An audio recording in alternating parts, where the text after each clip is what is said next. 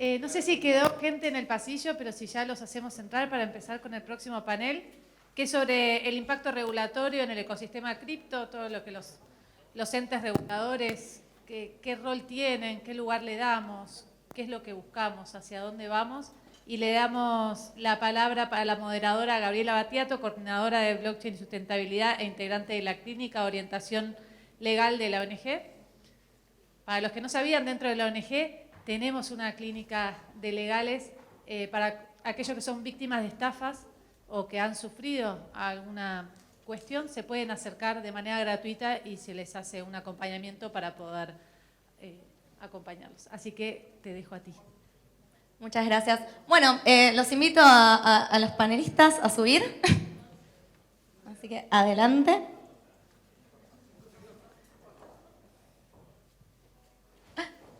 Y me falta Fer, acá está. Bueno, vamos a tener una charla ahora sobre lo que son los aspectos regulatorios. Así que los voy a presentar. La tenemos a Fernanda Segura. Ella es contadora pública, miembro fundadora de Criptotributos. Después lo tenemos a Fernando Branciforte. Él es abogado, director del Instituto de Derecho Informático del Colegio de Abogados de acá de Bahía Blanca. Y por último lo tenemos a Juan Selvatisi, que es abogado y trader. Así que bienvenidos a todos. Quería empezar que cada uno se presente un poco y cuente cómo llegó al ecosistema y a este maravilloso mundo. Bueno, como dijiste, yo soy contadora. Yo me recibí en la Universidad de Catamarca y estuve trabajando antes de meterme en cripto en empresas constructoras, todo lo que tiene que ver con estaciones de servicio también ahí en Catamarca. Y bueno, el año pasado, sin saber nada yo como de este mundo, se me dio la oportunidad de poder viajar a El Salvador.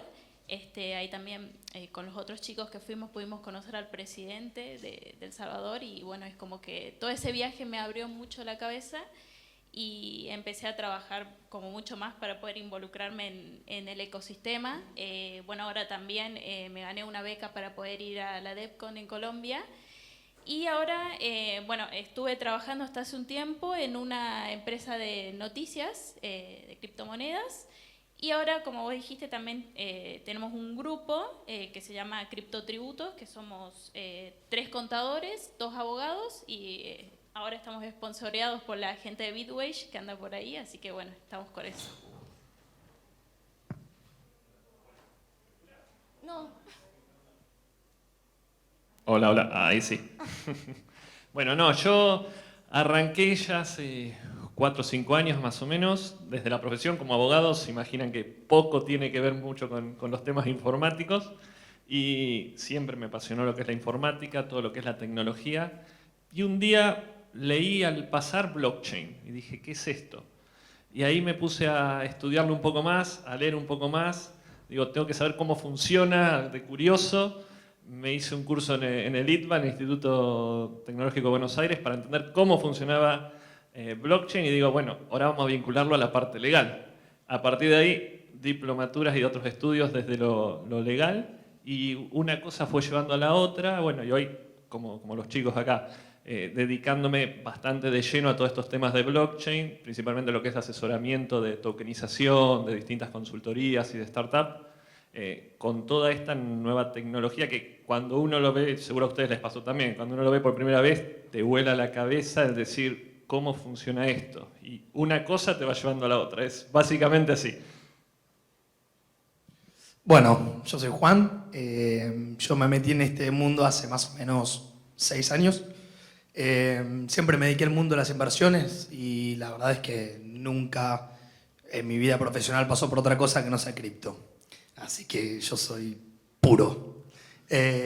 Así que bueno, nada, yo ahora trabajo en un fondo de inversión. Soy pionero en el mundo de finanzas descentralizadas. He hecho auditorías de smart contracts. Y nada, eso es todo. Soy abogado, igual. Bueno, voy a contar más allá que yo sea la moderadora, cómo yo llegué al mundo, porque me va a dar lugar a la primera pregunta que les voy a hacer. yo llegué al mundo porque siendo abogada, tenés muchos amigos y todo el mundo siendo abogado siempre te hace consultitas, todo el tiempo. Entonces una amiga me dice, che Gaby, estoy preocupada, tengo a mi novio, se levanta a las 4 de la mañana, está mirando unas pantallas, yo no sé si está haciendo algo ilegal, la verdad le pregunto, me dice que no le diga nada a nadie, le pregunto, no me cuenta y no le entiendo, me dice, ¿vos qué te llevas bien con él? Me dice, ¿no vas a tomar un café un día a la tarde y le preguntás qué está haciendo? Porque la verdad estoy preocupada. Bueno, voy a los pocos días a la casa a tomar un café con él, me cuenta qué es lo que estaba haciendo, básicamente estaba haciendo trader de Bitcoin, y a la semana estaba comprando mis primeras cripto. Así que por eso va a dar lugar a la primera pregunta acerca de este mito de la legalidad o ilegalidad de Bitcoin, por lo menos en nuestro país. Sí hay países en donde el Bitcoin no es legal, pero por suerte no es el caso de Argentina. Así que bueno, preguntarles un poco sobre el tema de la legalidad y sobre cómo ven una posible regulación, una ley cripto acá en Argentina. Bueno, mira, primero es importante recordar que en el caso de nuestro país, aquí Argentina se comprometió con el FMI a desalentar el uso de las criptomonedas, no a prohibirla, pero sí a desalentarla. Y para pensar primero en un marco integral, me parece que primero habría que aclarar un poco el marco sobre la regulación que ya tenemos. Porque, por ejemplo, nosotros, en el caso de los contadores, todavía no tenemos muy claro una definición de criptomoneda o de criptoactivo para la ley. Solamente tenemos una definición de moneda virtual, que la da la UIF, y hasta hace muy pocas semanas tampoco sabíamos, por ejemplo, qué tratamiento darle a las criptomonedas en el caso de los bienes personales, si eran un activo financiero, si era un activo inmaterial, que después, mediante un dictamen, lo aclaró la FIP, que son un activo financiero. Entonces, me parece que primero, para hablar de un marco integral, como es el caso de lo que está pasando en Estados Unidos, primero habría que aclarar estas cuestiones que son importantes, porque si no después te termina pasando, por ejemplo, lo que sucedió en Panamá, que es cuando se discutió la ley para regularizar el Bitcoin, la llevaron al Congreso y resulta que de todos los legisladores que estaban ahí presentes, solamente 2 aportaron y discutieron la ley porque el resto estaba súper perdido, no sabía de qué se trataba. Entonces lo que pasó fue que a la ley la terminaron vetando, no en su totalidad, pero sí en algunas partes y bueno, tampoco es la idea que pase eso, ¿no? Y como para agregar un poquito a lo que ella decía, también nosotros acá en nuestro país, como bien ella dice, la principal regulación está dada desde el lado impositivo. Y pareciera que es ahí hacia lo que apuntan las regulaciones.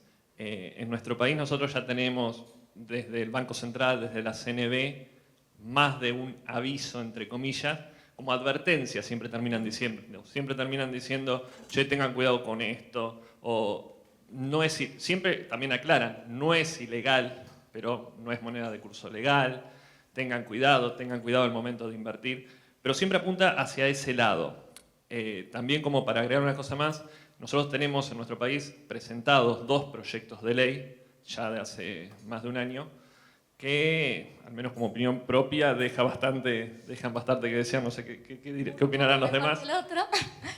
Uno tuvo estado parlamentario, el otro no, y las 2 personas que lo iniciaron tampoco están hoy en día activas, así que van a quedar ahí. Seguramente quedarán ahí. Pero para que se entienda un poco, justamente esto, ¿no? El decir, bueno, las regulaciones cuando las intentan hacer, o por lo que hemos visto hasta ahora, falta el conocimiento, que es la educación, que es parte de la educación propia de cómo se manejan los criptoactivos. Creo que eso también es fundamental a la hora, si se quiera o no regular, que después lo veremos más adelante y seguramente será parte del debate, ¿no? Pero hoy, puntualmente en nuestro país, la regulación está apuntada principalmente a lo impositivo y no es ilegal. Bueno, y les quería preguntar ahora que, a ver, en este panel algo que nos parece importante es que ustedes se lleven información para tomar mejores decisiones. O sea, no les vamos a decir que es mejor una cosa o que es mejor otra, pero sí simplemente brindarles el conocimiento de las implicancias que tienen determinadas acciones. Entonces, un poco en torno a eso les quería preguntar acerca de las diferencias en dejar las cripto guardadas en un exchange o dejarlas guardadas en una wallet no custodial. Bueno, a ver, la principal, no sé si alguno está familiarizado con Binance, por ejemplo, más o menos tiene idea, bueno. El año pasado, si no, el 2020, tuvimos un boom DeFi, donde como que todos empezaron a decir, che, es el famoso, no sé si escucharon la frase famoso, not your keys, not your coins, ¿está bien esa frase? No, como que la gente empezó a decir, che, yo estoy poniendo mis criptoactivos en un exchange centralizado, donde todo el mundo sabe quién soy, qué hago, de dónde lo recibo. Y bueno, esta idea que trae cripto de la privacidad no estaba siendo muy bien encarnada en los exchanges centralizados. Y nada, ahí fue cuando obviamente se empezó a desarrollar un montón esta idea de poder interactuar siempre de forma anónima con tus wallets no custodial. Bueno, se conocen Trezor, Ledger, cosas así, que son en realidad maquinitas en las que vos interactúas con la blockchain, no hay ningún activo ahí en realidad, sino que vos solamente interactúas con lo que está ahí. No sé cómo decirlo de forma criolla. Es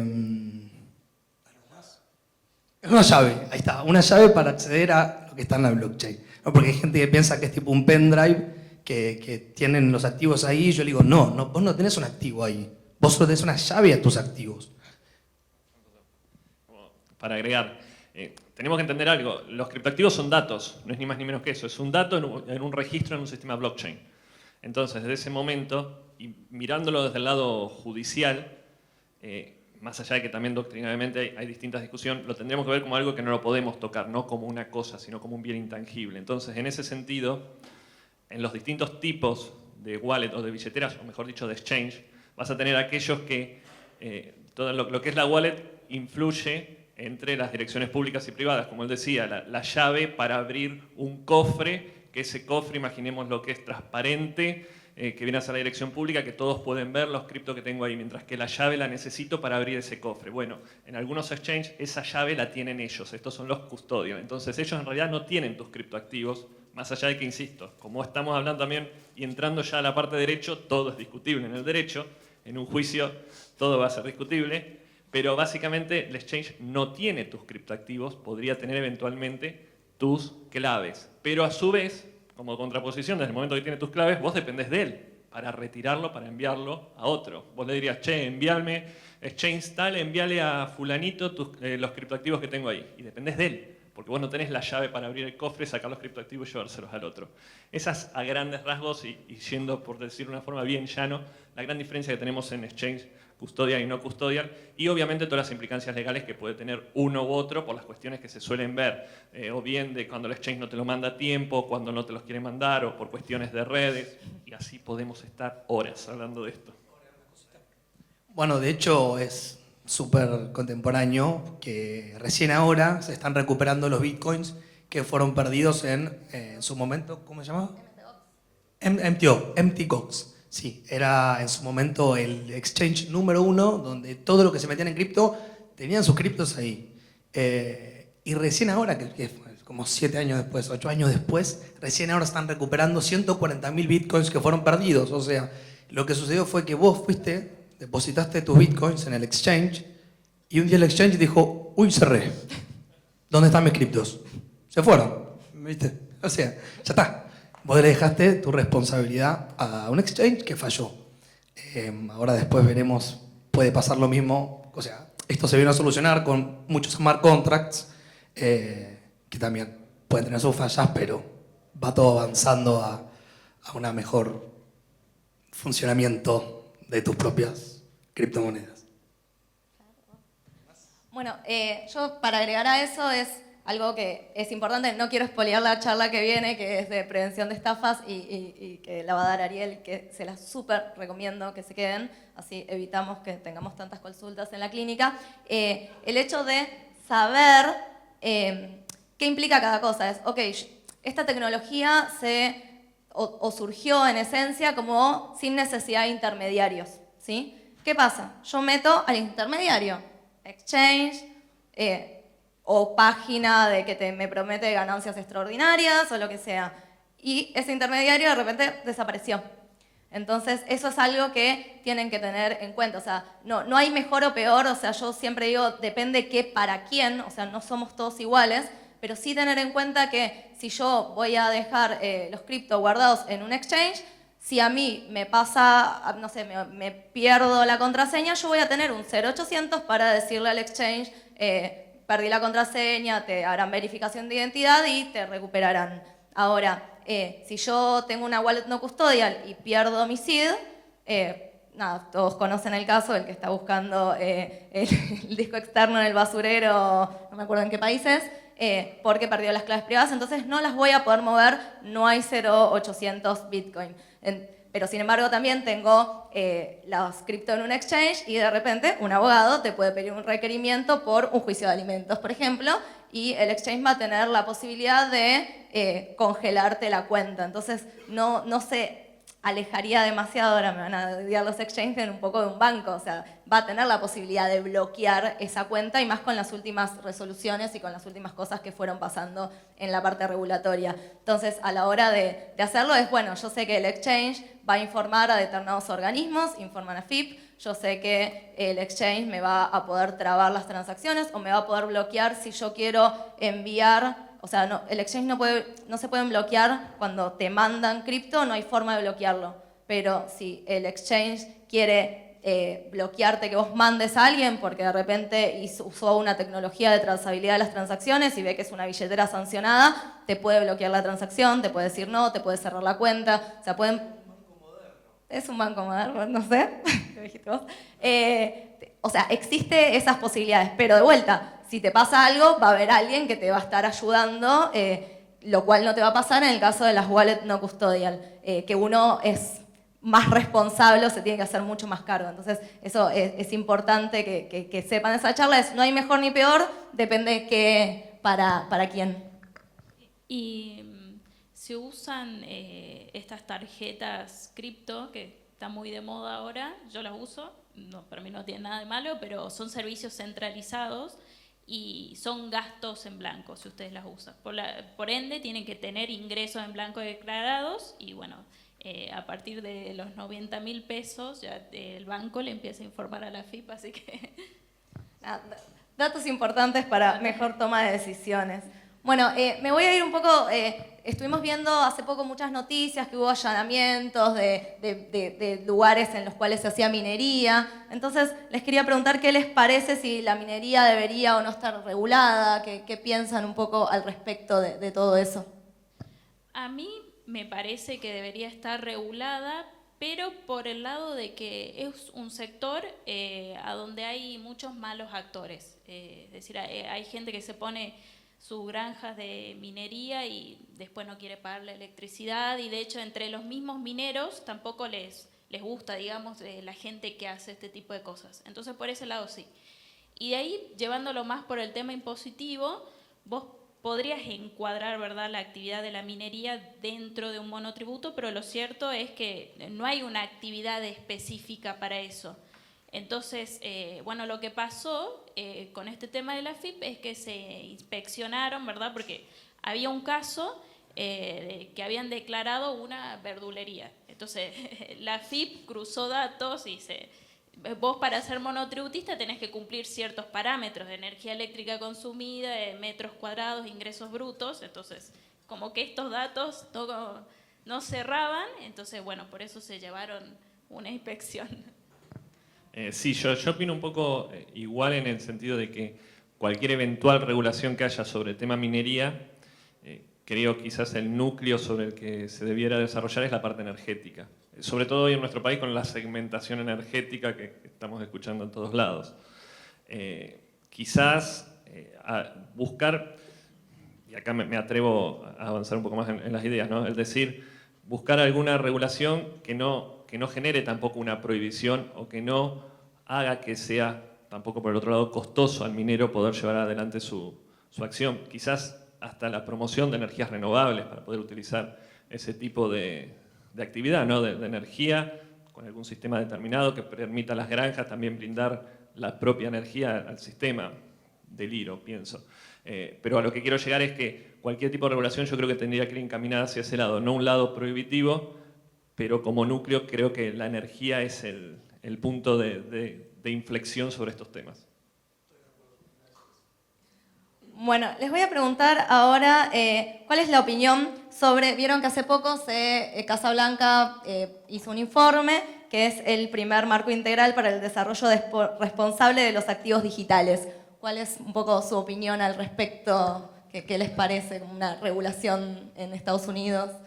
Mira, yo veo de la parte de Estados Unidos que ellos se están enfocando más hacia lo que es la protección a los inversores, caso contrario, que es como decía él recién, que en Argentina se está enfocando más al lado impositivo, porque de hecho nuestra Comisión Nacional de Valores solamente creo que se pronunció una sola vez.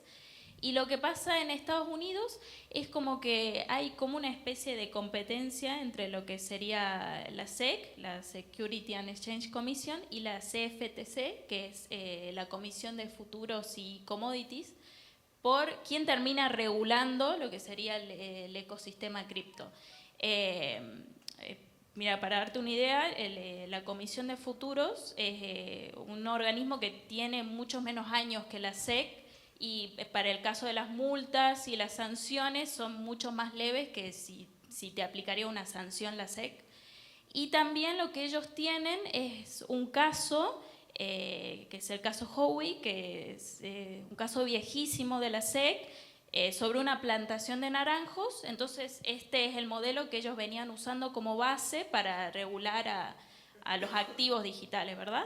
Y que si un activo cumple con este test, que es básicamente si prometen una rentabilidad a futuro, entonces se convierten en un activo financiero tradicional y pasan a estar regulados por la SEC. Pero la realidad es como que la mayoría de los proyectos cripto prefieren, entre comillas, porque nadie en el ecosistema cripto quiere estar regulado, como que los regule la Comisión de Futuros, justamente por esto que te contaba hace un rato, de que, aparte porque también se mostraron como más pro criptomonedas en charlas y varias cuestiones así. Y de hecho hay un caso de 2 senadoras que son pro Bitcoin de Estados Unidos que presentaron un proyecto en el que establecían por qué Bitcoin tenía que ser considerado una commodity, o sea, similar a metales preciosos, por ejemplo, y de esta forma tenía que ser regulado por la CFTC y no por la SEC. Y bueno, también en marzo de este año, el presidente de los Estados Unidos le pidió, ¿verdad?, a los diferentes organismos, a la SEC, al Tesoro de los Estados Unidos, a la IRS, que sería como la FIB de los Estados Unidos, que ellos presenten como que cada uno sus opiniones para formar un marco regulatorio integral. Que, bueno, va a venir también con regulaciones para el tema de la minería. De hecho, yo estaba leyendo la semana pasada un comunicado de la Casa Blanca que decía, o regulamos la minería o la prohibimos totalmente por todo este tema que mencionábamos del consumo eléctrico. Y también, bueno, ellos están preocupados, por así decirlo, con el tema de las stablecoins. De hecho, ayer leía también un proyecto que se presentó para las stablecoins algorítmicas, pero todo esto como consecuencia de lo que pasó con el caso de Terra Luna, en donde se les da las stablecoins algorítmicas, van a tener un plazo de gracia de 2 años para cambiar su modelo de negocio, o si no, directamente van a estar prohibidas. Y como consecuencia de esto también, del uso de la gente con las stablecoins, es que Estados Unidos quiere apresurar a sacar su propia CBDC, que ya vamos a hablar de eso también. Sí, eso también, no que no me quería apresurar con el tema, pero ya que hablaste de Estados Unidos, lo que más se están preocupando es el tema de las stablecoins. Primero porque es un competidor y convengamos que, a ver, si hablamos del juicio más conocido en la historia de cripto, es el juicio de Tether. O sea, Poloniex y Bitfinex, en aquel momento los número 1 del mercado, manipulaban el mercado, eran las 2 ballenas más grandes, crearon una stablecoin. O sea, crearon un dólar digital, vamos a ser sinceros, ¿no? Un dólar digital de dudosa procedencia. Y es un juicio que no para y que no para y que no para y que constantemente los que estamos mirando noticias, siempre viene alguien y dice, A ver, mostrame el respaldo de esos USDT. Y todo el tiempo lo mismo. Una vez por mes tenemos una noticia que dice tal senador, tal persona pide el respaldo de los USDT. Y los USDT son estos Tether, estos dólares digitales. Y yo creo y después también por el colapso de Luna, donde se perdió más plata que en la estafa de Madoff, aunque no lo crean, fue la estafa más grande de la historia, si lo quieren llamar estafa, moderna. Yo creo que preocupó muchísimo el hecho de decir, che, acá ellos se preocupan por el inversor, como decía, acá en Argentina nos preocupamos para decir, che, paguen impuestos, pero ellos tienen una mirada mucho más hacia el inversor, hacia proteger al inversor y no a tener que currar con el ecosistema. Sí, siguiendo con esta línea, apunta justamente esta comunicación, apunta hacia eso, hacia la protección del consumidor, dice la protección del inversor, como decía ella, es como el caballo de batalla que tiene Estados Unidos termina siendo siempre la SEC, esto de intentar buscar el fondeo de capitales de los distintos proyectos de las distintas empresas. Bueno, vamos a encuadrarlo en un security, en una oferta pública o forma de buscar fondeo público para intentar proteger al inversor de todas las cuestiones que después se ve. Es así que la SEC, como bien decían, utiliza el test de Howey y entonces uno lo que va viendo, no sé si alguno tiene proyectos o ha hecho desarrollador, que se empiezan a ver distintos contratos, está bueno nombrarlo ahora, como es el contrato SAFT, que son contratos de venta futura de derechos de token. O sea, fíjense cómo se le va buscando la vuelta también para evitar encuadrar en un security y en estar dentro de lo que es la SEC. Y les digo más, si alguna vez tienen posibilidad de leer algún contrato SAFT, van a ver que como cláusulas dicen que el inversor no puede ser de Estados Unidos, incluso. Entonces, ¿a qué quiero llegar con esto? Bueno, vemos, como conclusión, que el punto hacia el que Estados Unidos pareciera que mira es decir, esto es security, los criptos son security, pelea con commodity, pero va casi a security, entonces nosotros lo deberíamos regular. A eso pareciera que apunta Bueno, y un poco en línea con esto, les voy a preguntar qué piensan de los CBDC, que son estas monedas emitidas por los bancos centrales que en algunos países ya están muy en boga. Bueno, para que la gente entienda, las CBDC son las monedas digitales de los bancos centrales, que vendrían a ser como un híbrido entre el dinero fiat, el dinero emitido por el Banco Central, y una criptomoneda. Y a pesar de que utilizan la misma tecnología, no terminan siendo iguales, porque en el caso de la CBDC, por ejemplo, nosotros sabemos cuántos bitcoins se van a emitir. En el caso de la CBDC no sabemos, porque eso va a depender del Banco Central de cada país. Actualmente hay más de 80 bancos centrales del mundo que están trabajando en sus monedas. En el caso de Argentina sí sé que están estudiando lo que pasa en otros países, pero todavía no hay ningún proyecto. Y uno de los que a mí más me gustó fue el dólar Sand, que es el dólar arena de las Bahamas, que ellos lo que hacían era darle una billetera digital a cada ciudadano, y esa billetera digital tenía control el Banco Central, con lo cual también cambia un poco el sistema financiero, porque nosotros estábamos acostumbrados a ver la relación entre las instituciones financieras y los bancos centrales, y acá hay más como una relación entre el usuario y el Banco Central directamente. Sí, y básicamente en el por detrás lo que tenemos es la gran discusión filosófica de descentralización o centralización, ¿no? En mi opinión propia, es centralización pura. Y justo con el ejemplo que ella dice, si se ponen a pensar, incluso hasta tenemos mayor centralización en el Banco Central, ¿no? Ni siquiera distribuimos o distribuirían en otras instituciones. Entonces, más allá de que quizás tecnológicamente a sistemas comerciales propios de los estados, quizás en comercio exterior, pueda hacerles un plus por todas las ventajas tecnológicas que suelen existir, de la velocidad en las contrataciones y demás, pero bueno, no tenemos, creo, que dejar un poco de lado esto de las CBDCs son centralizadas. Y ahí va esta filosofía de es blockchain, es una DLT, es criptomoneda, es criptoactivo, filosóficas obviamente, pero tomando siempre esto como trasfondo. No, sí, eso justamente me parece importante entender que dentro del evento descentralizar tenemos que entender que es una medida totalmente centralizada, ¿no? Es más, nosotros diremos, no, pero mucho mejor que incluyan cripto en nuestro banco central, pero si vos lo pensás bien, si ellos emiten un dólar digital, ¿sí? Ellos en realidad van a tener el control absoluto de dónde está toda esa plata.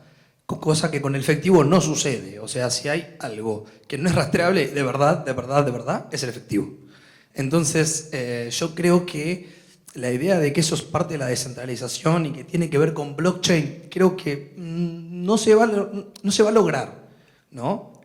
Quizás usen blockchain, pero yo lo veo muy lejano porque es encontrar un híbrido muy difícil, muy difícil. Sí, aparte hay como, para empezar, una barrera de acceso muy grande hoy en día, y más allá de esa barrera de acceso, el tema de cuidar el derecho a la privacidad, porque hoy en día con el control de los datos, teniendo CDCs, y depende cómo las implementen, o sea, no sabemos cómo las van a implementar, pero ellos podrían tener la trazabilidad de qué consumo, nos podrían perfilar, o sea, quizás ya sería demasiado poder y vulneraría el derecho a la autodeterminación informativa que tenemos como ciudadanos. Así que eso también tenerlo en cuenta. Y bueno, un poco volviendo para el tema de los países, estamos pasó unos días más de un año que El Salvador declaró como Bitcoin como moneda de curso legal. ¿Qué opinan? ¿Cómo ven esa medida al año de esto? Bueno, yo como les conté tuve la oportunidad de visitar El Salvador el año pasado en noviembre. Entonces es como que viví un poco toda la incertidumbre que tenía la gente que no entendía nada. Yo siempre lo cuento.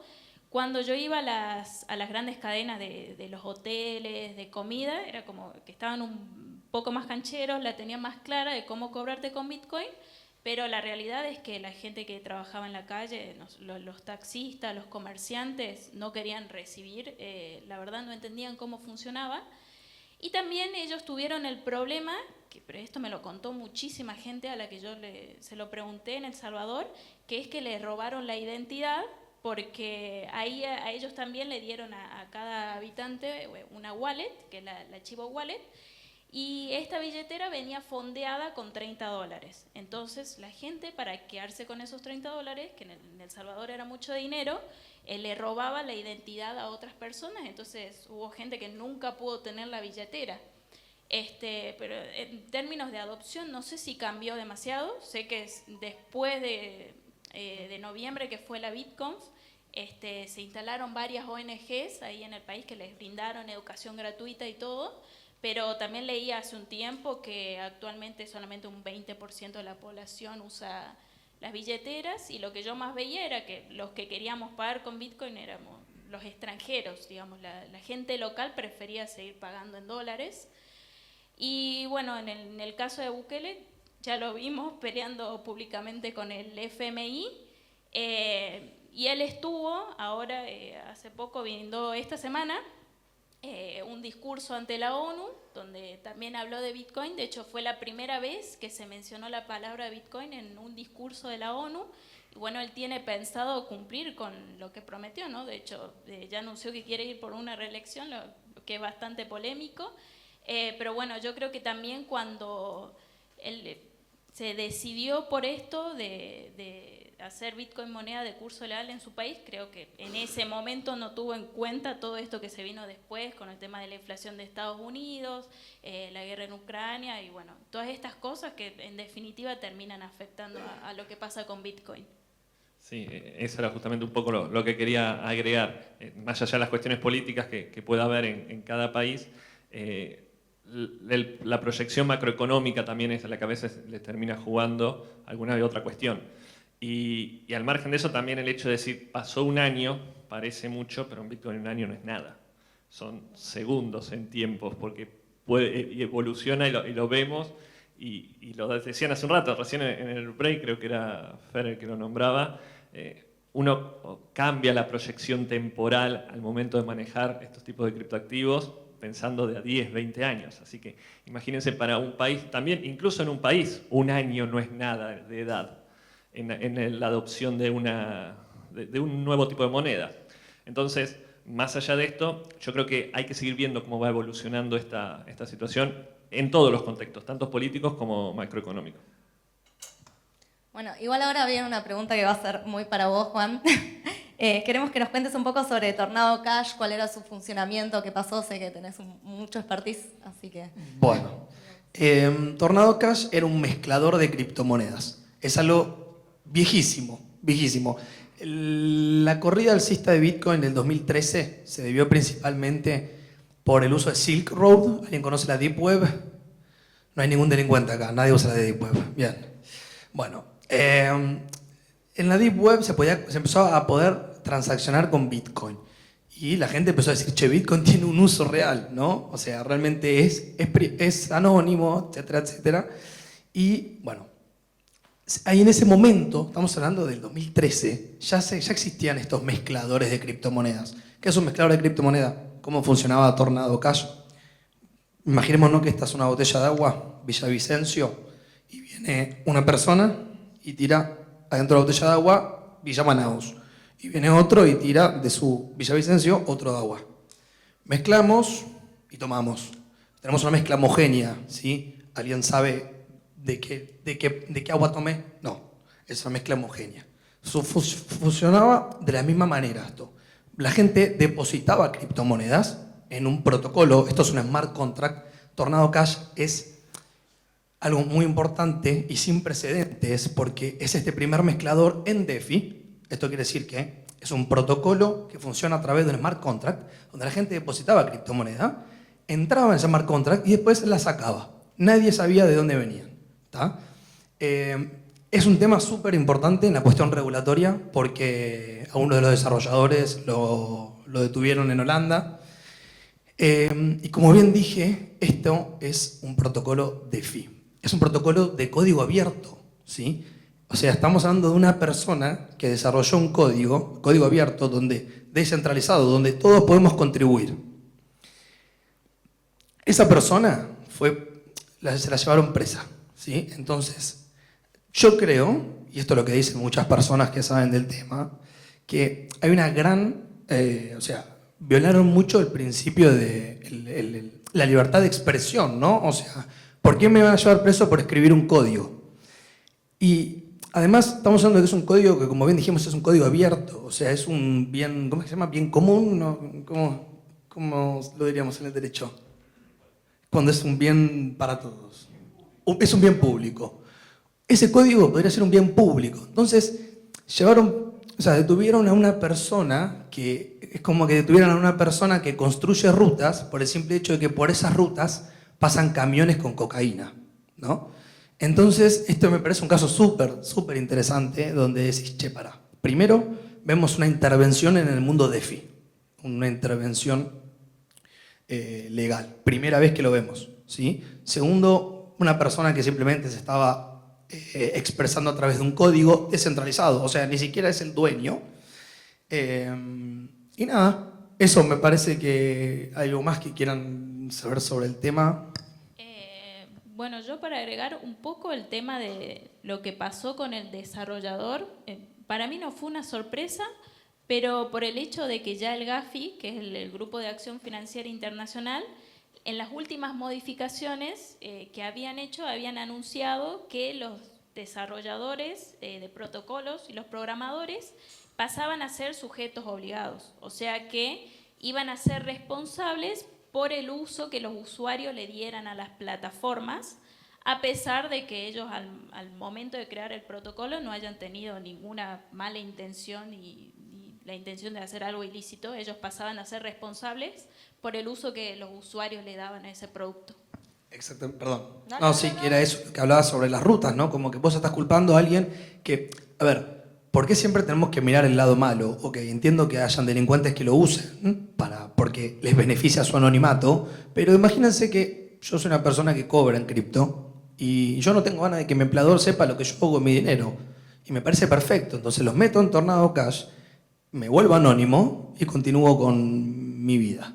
Entonces, si vos pensás, de hecho, hay cifras, o sea, la Fed tiró, el Tesoro de Estados Unidos dijo que se lavaron $7.000 millones a través de eso. Es más, y dicen que $1.000 millones corresponden al gobierno de Corea del Norte. Entonces, a ver, es como que vos decís, y sí, pero ¿cómo sabes que es plata, que están lavando plata? porque no lo sabés, ¿no? Esto es lo loco de que realmente hayan encasillado a un protocolo DeFi como algo para la ciberdelincuencia. Por más que dé lugar, como un montón de cosas, no quiere decir que por eso sea un protocolo hecho para delinquir. 2 líneas nomás. También el hecho que lo nombraron recién, como desarrollador yo, entonces el día de mañana cada vez que hago un proyecto me tengo que hacer toda la imagen en mi mente de todas las posibles opciones que pueden pasar para evitar que me metan preso por alguna cuestión. Es a veces un poco exagerado en la búsqueda de decir, bueno, intento, siempre en lo que estamos desarrollando hoy, ¿no? Intento regular, ver cómo hago para regular algo que nace con una filosofía de por sí en contra de la regulación, o no en contra de la regulación, sino que busca la descentralización justamente.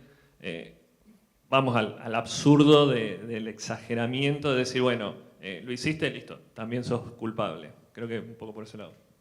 Sí, ahí un poco es eso. Yo creo que hay como una especie de batalla que se está librando y a veces, sí, como el statu quo por querer que nada se modifique y por querer ser, dominar y que todo sea igual. Claro, Gafi, como dijo Fer, implementó una serie de recomendaciones, sobre todo para las nuevas tecnologías, y establece la categoría de proveedor de servicios de activos virtuales, que básicamente creas un token, sos un desarrollador, tenés un exchange, o sea, es como muy amplio lo que armaron, con lo cual, sí, cualquier mínima participación, mismo que puedas modificar un poco el código, ya te convierte en eso. Después, por el otro lado, algo que recomienda Gafi son todo lo que es tecnologías de KYT, que es conoce tu transacción, y con esas tecnologías vienen tecnologías de análisis forenses, que a veces hay billeteras que se consideran sancionadas, que están en la lista negra, y ahí también repensar un poco, y también un poco qué opinan sobre, con Tornado Cash lo que pasó fue, ok, vos tenés billeteras sancionadas y yo a direcciones, en realidad direcciones, no billeteras, direcciones que son públicas y que conozco, le empiezo a tirar criptos manchadas de Tornado Cash. Y yo no hice nada, simplemente, ¿se acuerdan que en un momento dijimos, vos no podés frenar un envío? O sea, una vez que me envió, ya me tocó. Entonces quizás simplemente mi dirección era pública y alguien por querer hacer una maldad o querer bloqueármela, me está mandando algo, la tecnología de KYT me lo va a detectar y me va a decir no, o sea, ¿cómo lo ven un poco eso? ¿Hasta dónde se puede confiar o no?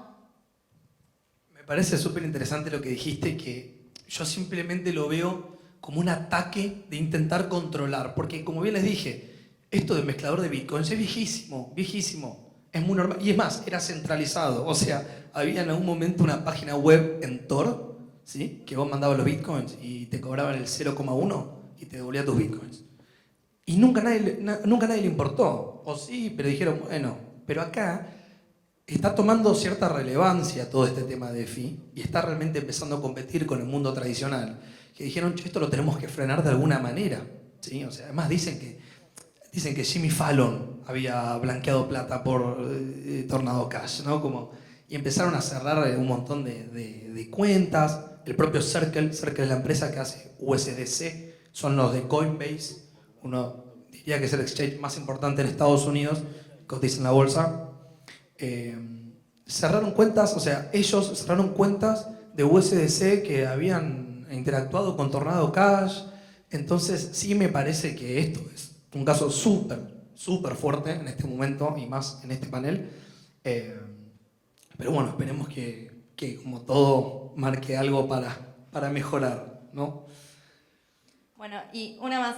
Quería preguntarles qué opinan sobre lo que dijo la SEC sobre la posibilidad de regular las transacciones de Ethereum, porque hay nodos de Ethereum en Estados Unidos. ¿Qué opinan un poco de eso? Bueno, el presidente de la SEC, que es Gary Gensler, él dijo hasta hace un par de semanas que Ethereum, al haber cambiado su protocolo de consenso y haber pasado a Proof of Stake, ahora terminaba siendo más parecido a esto que yo les conté recién del test de Howey, que es este caso que tiene la SEC. Entonces, que Ethereum terminaba cumpliendo con esta prueba y por ende pasa a ser un security, un activo financiero regulado por la SEC. Y bueno, en el caso de los servidores, no soy experta en derecho informático, así que... Y este punto, esta pregunta, también se da en el marco de un juicio que se inicia un influencer, que lo que buscaba era también como un fondeo de capitales, creando un token, un cripto, y entonces la misma acusación que hace la SEC siempre, y esto es siempre igual, la SEC siempre ataca de la misma forma, diciendo, test de Howey encuadra, bueno, entonces esto es un security, es security, lo tengo que regular yo, tienen que mandarse según mis protocolos, según inscribirse, bueno, toda la reglamentación que ellos tienen. Entonces decía, esto encuadra acá, porque ¿qué está haciendo? Está buscando fondos para sí mismo, lo busca de un tercero, no son fondos de él, es para realizar una inversión, todo lo que encuadraba en el test de Howey. Y entre líneas dice, y también lo podría aplicar en cualquier nodo de Ethereum, al fin y al cabo. ¿Por qué? Y porque más del 40% de los nodos están en mi país, en Estados Unidos. Entonces, son de Amazon. Entonces, lo puedo regular. Y queda ahí. Lo dijo así, entre líneas, a ver qué pasa. A ver si pasa. Y básicamente por esto, es decir, lo mismo que decíamos antes, ¿no? Tan exagerado, ¿por qué ser tan exagerado y tan abrir tanto el campo? A ver, ¿el por qué es fácil? Porque quiero regular, porque quiero entrar ahí. No es una pregunta difícil la que hice. Pero a lo que quiero llegar es, me parece abrir demasiado el campo. Porque ya ahí ni siquiera estamos analizando si entra en un test de Howey, ni siquiera estamos analizando si entra en un security, si no es security, si es commodity, si es obligación negociable, si es un título de valor, si empezamos a hablar con idioma argentino. Entonces, creo que ya va a muy por demás y no sé mucho y a dónde va a llegar con esa cuestión. Bueno, estamos llegando al final. No sé si quieren decir algo más, alguna conclusión final antes de cerrar, o si alguien tiene alguna pregunta del público, algo que se quedaron con ganas de preguntar. Dado que estamos hablando de la cuestión regulatoria, es inminente la regulación, o sea, es inminente. No intentemos creer que no va a llegar, va a llegar. Si queremos que esto mejore, va a llegar. Y hay muchos expertos en el mercado que dicen, ok, vamos a tener un mercado bajista terrible cuando esto se regule, donde sepamos todo lo que pasa en cripto, pero va a mejorar. O sea, si nosotros queremos convivir con esto, queremos la adopción, necesitamos la regulación, en todo, como con todas las cosas nuevas. Además, nos va a proteger a todos. Yo creo que, o sea, la regulación es parte de la adopción y es importantísimo que nos vayamos con este último mensaje. Ampliar un poquito eso.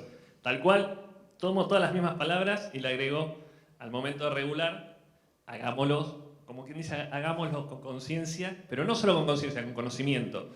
Si se regula, bueno, ¿qué vamos a regular? No la genérica de decir, no, sacamos una ley cripto y hacemos una ley de criptoactivo y metemos todo en la bolsa. Otra vez, a lo genérico. No, a ver, ¿cuáles son los problemas del mercado? ¿Cuáles son los problemas de la situación?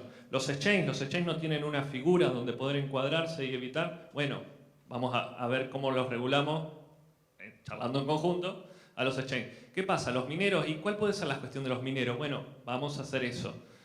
Más allá de todo, nosotros en nuestro país tenemos los códigos de fondo, tenemos leyes que hoy podemos aplicar para determinadas situaciones. Y quizás sea también adaptar esos. A veces no es la regulación, a veces no es necesario una ley. Pero, como él decía, y coincido, la regulación va a llegar, no podemos pelear contra eso.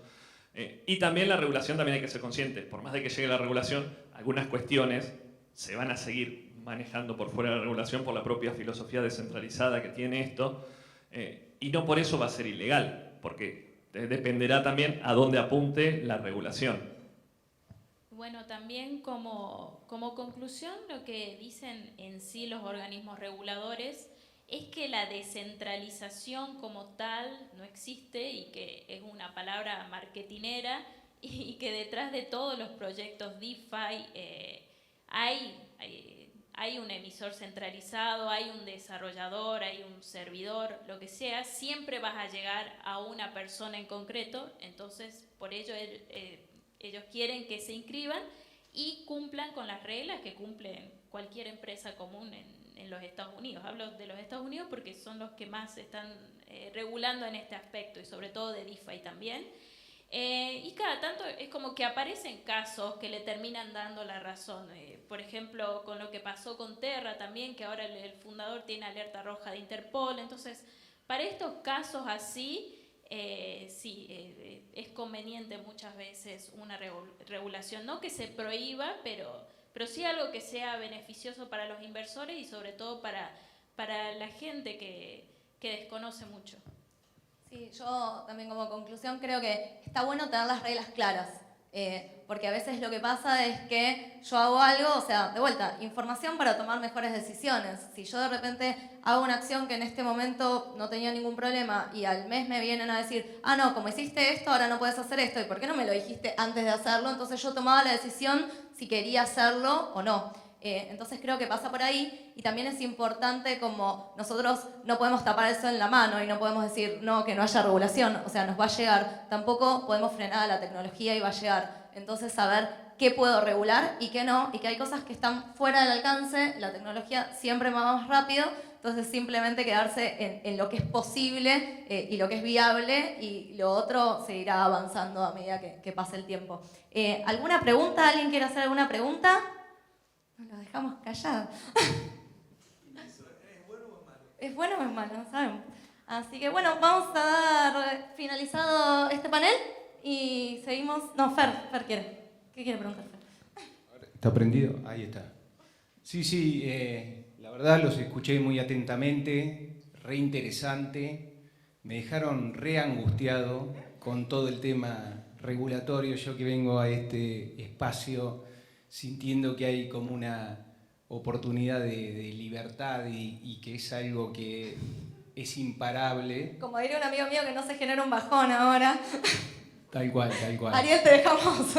Entonces yo pensaba, digo, está bien, hablando desde el lado del regulador, perfecto, nada. El regulador al final puede regular todo, digamos, es decisión de él regular todo. En su momento en Estados Unidos quisieron regular el tema de la criptografía, que era un conocimiento, nada, de la humanidad, quisieron prohibirlo, ¿sí? Entonces, darle la chance de poder regular todo a las personas es como, papá, ¿qué es lo que tengo que hacer? Entonces yo pensaba, mirando desde el otro lado, decir, che, pero derechos fundamentales que tengo yo, que son la privacidad y la libertad de expresión, ¿y qué papel juegan ahí? Digamos, porque la regulación puede llegar hasta algún punto, pero por el otro lado, esa mirada creo que es importante.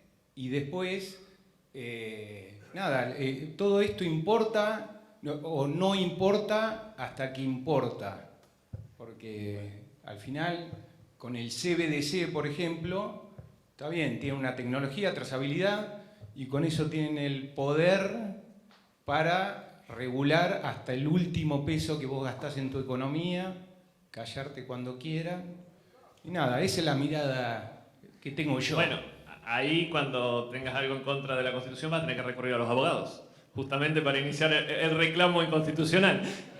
No, pero básicamente, a ver, estamos un poco siempre en lo mismo, ¿no? Es decir, la regulación tendría que tomar igual en cuenta esto, tendría que tomar en cuenta los derechos de privacidad, tendría que tomar en cuenta, no sé, el derecho de propiedad privada, lo que se te ocurra, ¿no? Los derechos constitucionales básicos.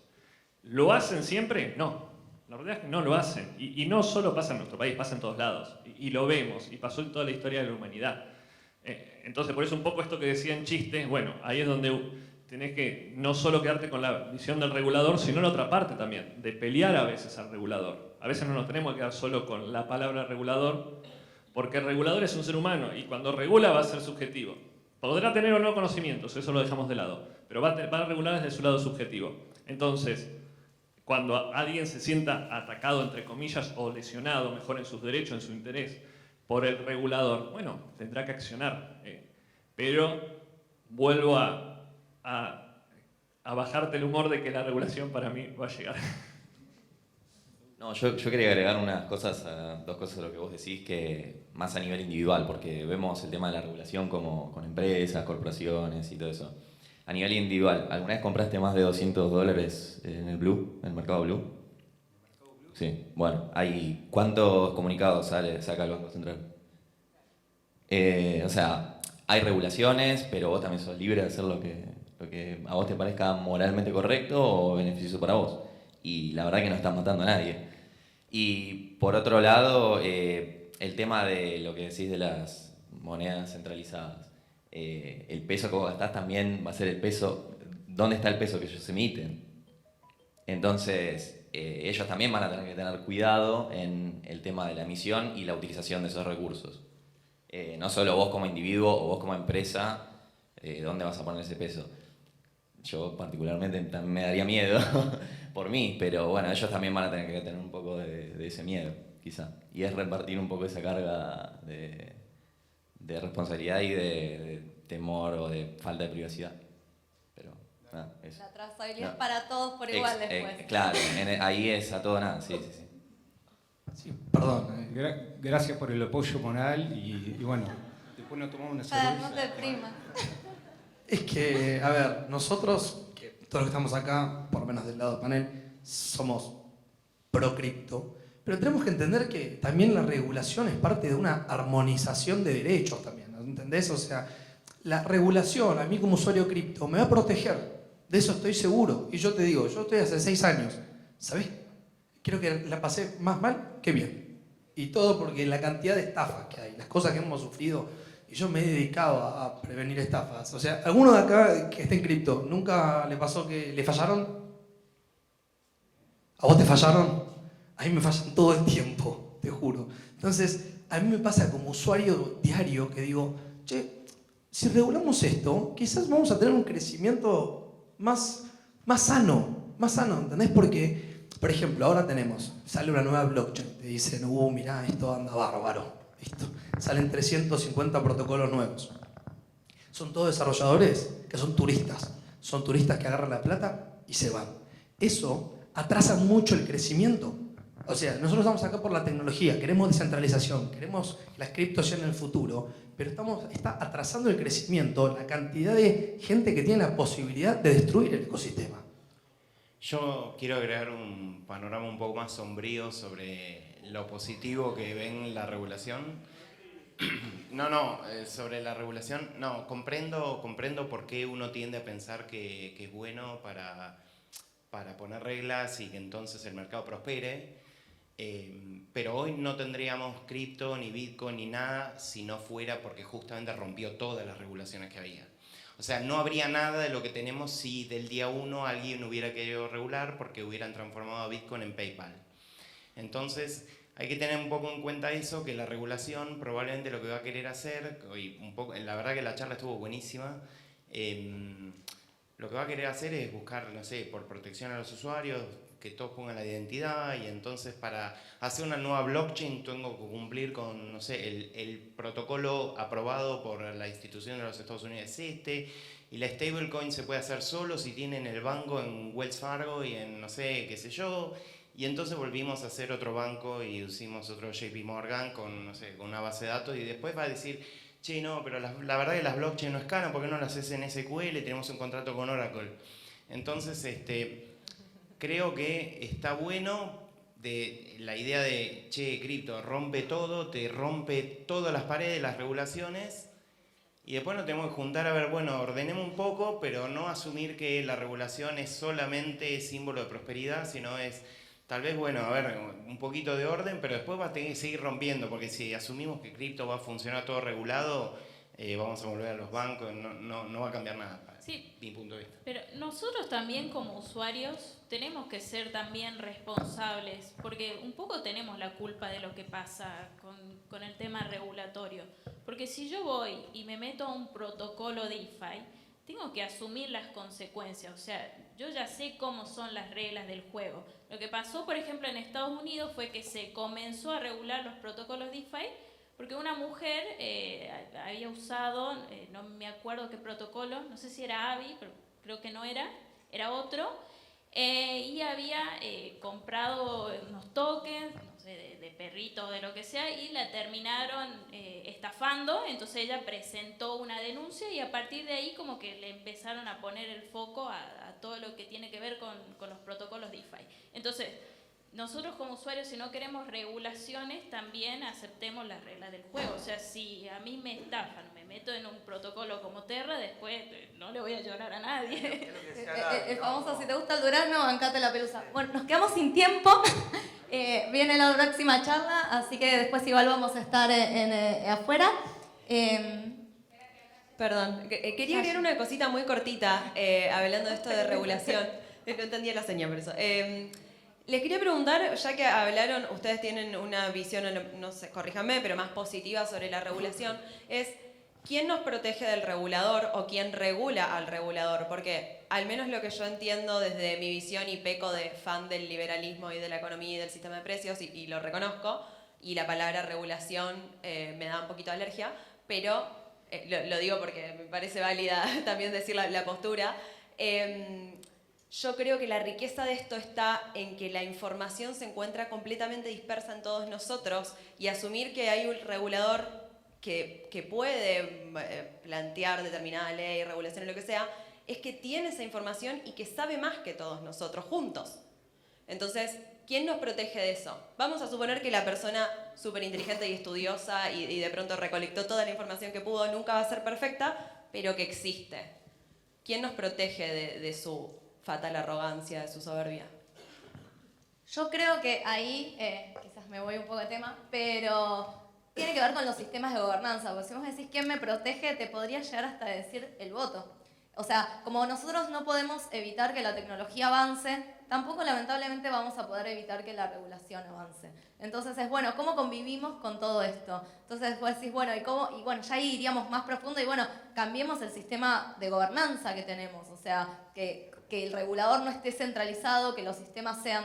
De hecho, blockchain se usa mucho también para ahora con sistemas de gobernanza, para votaciones. Entonces yo creo que democracia más perfecta, es por ahí. una democracia que funcione mejor. Creo que eso sería como para que el regulador sea objetivo y no subjetivo, o sea algo descentralizado, en realidad.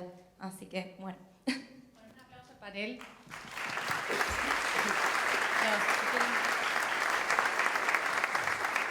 Yo creo que... La verdad que son temas que nos van a dejar pensando, así que guárdense más preguntas. Estamos hablando mucho de descentralización, estamos hablando de libertad. Si hablamos de libertad, hablamos de responsabilidad y es importante que cada uno sea responsable. Creo que estas finanzas llevan a una responsabilidad mayor y que tenemos que ser más activos a la hora de hacer uso de nuestras finanzas.